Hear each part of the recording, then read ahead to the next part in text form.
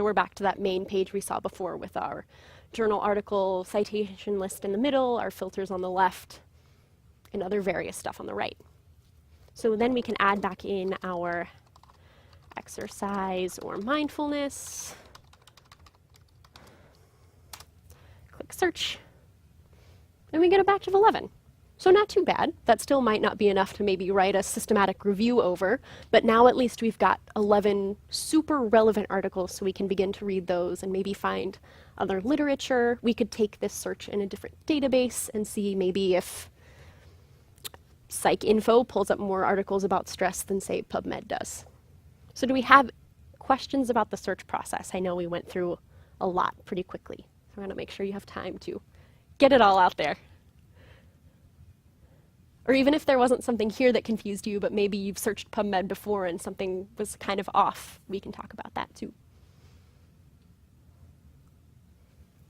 Okay, well, we'll do a quick review of finding full text. I know that's a very important part of the search process. So we can just click on this first article up here. It's actually good to kind of look at what all information is included in one of the PubMed references too. You can see we have our journal, volume, issue, all of that, title, but then we also get the abstract, which is really nice. And then down here you can actually see what mesh terms are being used to describe this article. And actually I found that to be really helpful before too. If maybe you're really struggling to come up with literature that you think is relevant, but you found that one perfect article, you can go look at the mesh terms that are being used to describe that and maybe try adding those to your search. So you see things like job satisfaction, prevention and control is one of the subheadings for stress, which is nice. We're trying to relieve stress in residents, right? So prevention and control could be good. Workload, education, medical graduate. So you could always OR those in to maybe use internship and residency or education, medical graduate, and then keep the rest of the search string the same to see if you can kind of broaden those results a little bit. So that's really nice. And then up here with the full text links. So the Schusterman Library full text, that's what you're getting with that little OTool OUHSC lib link from the library. So if we click there, then it's actually taking us back to that library start here search.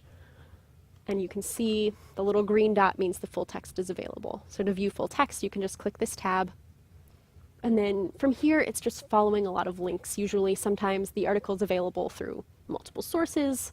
Sometimes if it's not available at all, there'll just be a little interlibrary loan button here. And if you click that, it will actually fill out the interlibrary loan form for you. So you don't have to remember the article title or the journal issue or whatever.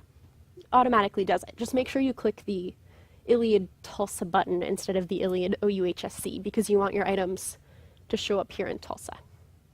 So we'll click here. And then, well, let's see if it will let us log in.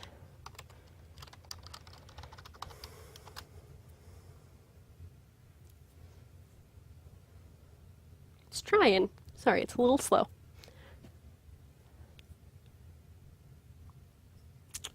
Okay, well, that's okay, because sometimes this happens, right? So we have to come up with ways to work around when we can't get to the article that we want to get to.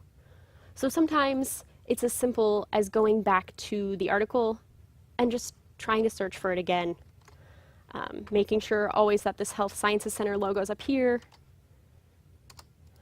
Oop.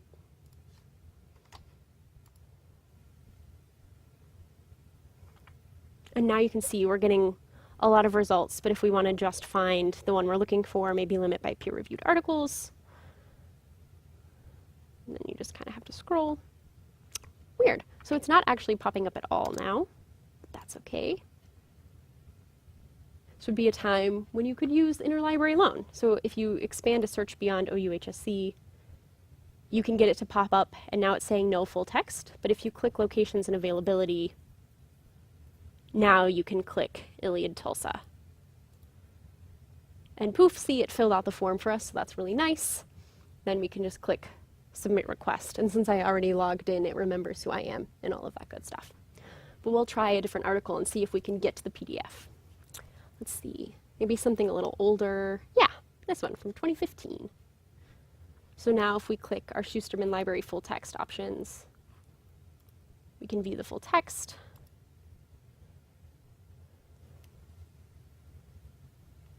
Now you see it's actually taken us to the journal website, so then you can kind of play around in there and find out exactly where that article is. And it looks like this one's just from a medical society, so maybe you wouldn't want to use that in your research article anyway, but it always could have great references at the bottom to more helpful information.